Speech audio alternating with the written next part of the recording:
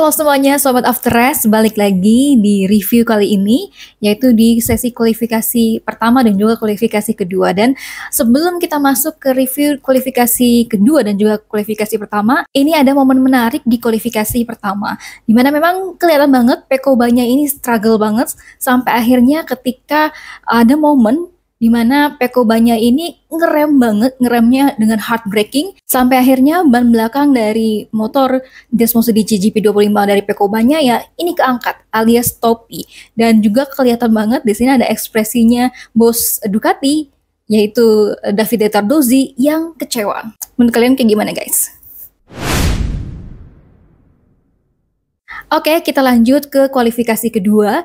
Di posisi pertama ada Marc Marquez. Ini Marc Marquez luar biasa. Dan ini adalah pertama kalinya Marc Marquez untuk pole posisi di sirkuit Hungaria 2025 alias di sirkuit Balaton Park. Karena seperti yang udah kita bahas sebelumnya, Balaton Park ini memang baru pertama kalinya diadain lagi atau dilangsungkan lagi di MotoGP 2025. Nah, untuk Marc Marquez, catatan waktunya ini adalah 1 menit 36,5 detik. Ini bagus banget dan juga ini all time record dari semua pembalap karena memang sebelum-sebelumnya ini catatan waktunya kebanyakan adalah para pembalap 1 menit 37 detik. Tapi ternyata di kualifikasi kedua ini banyak juga para pembalap yang di 1 menit 36 detik. Tapi yang paling tercepat adalah Marc Marquez 1 menit 36,518 detik.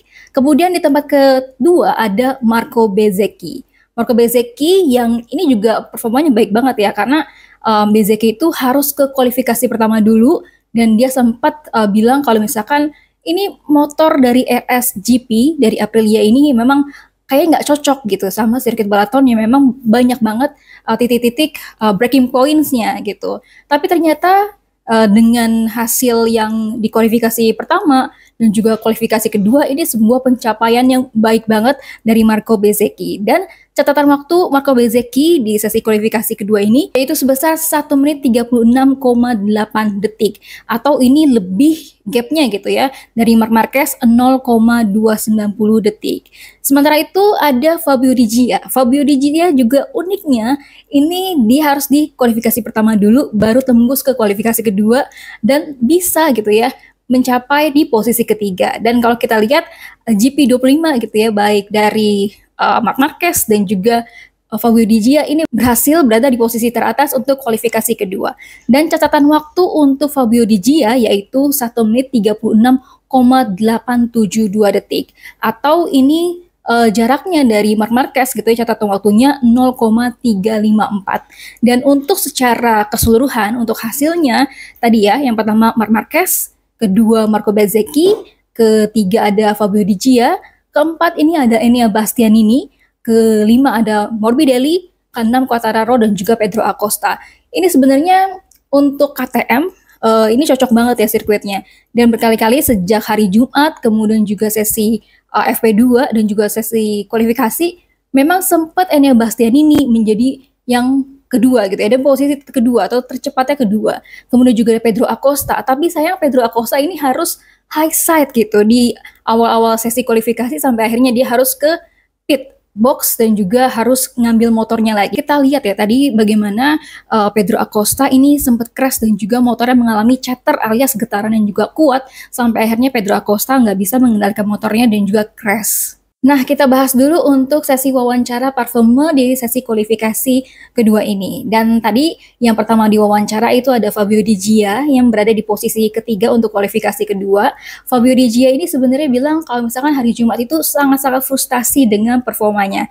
Dan di Jumat malamnya setelah dari sesi practice, ini Fabio Di Gia dan juga timnya sangat-sangat bekerja keras dan juga kerja sampai tengah malam kalau katanya Fabio Di Gia untuk mencari solusi gitu ya. Tapi ternyata kayaknya solusinya ini dapet ya sampai akhirnya di kualifikasi pertama Fabio Di Gia juga bagus dan juga di kualifikasi kedua dia dapat di posisi ketiga. Nah, begitu juga untuk Marco Bezzecchi yang tadi juga diwawancara di konferensi pers hasil kualifikasi.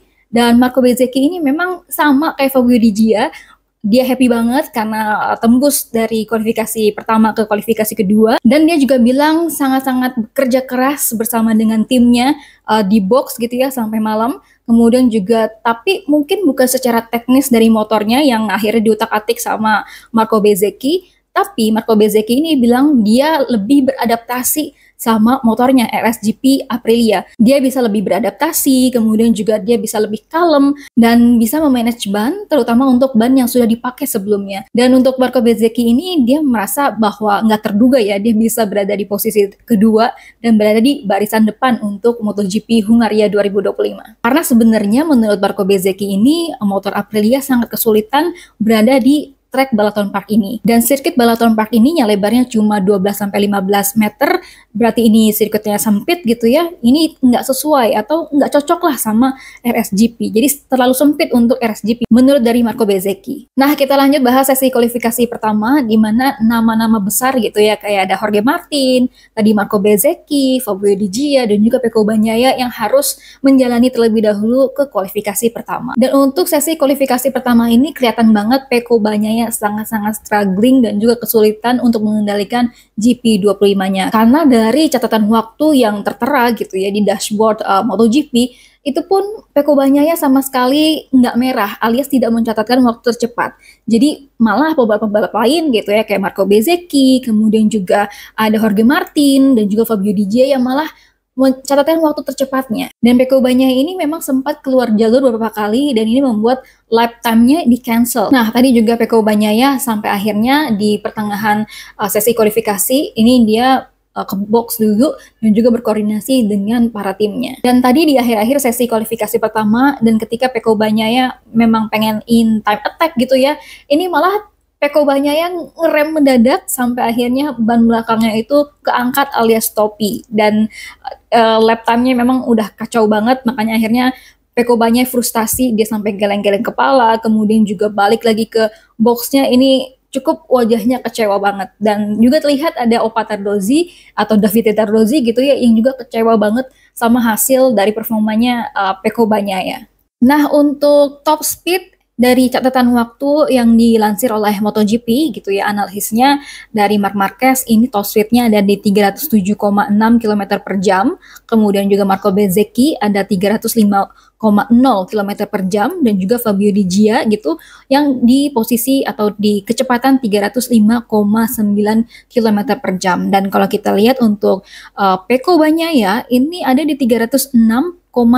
Padahal kalau kita lihat top speednya memang Pecco Bagnaia lebih tinggi gitu ya daripada Marco Bezzecchi ataupun Fabio Di Gia.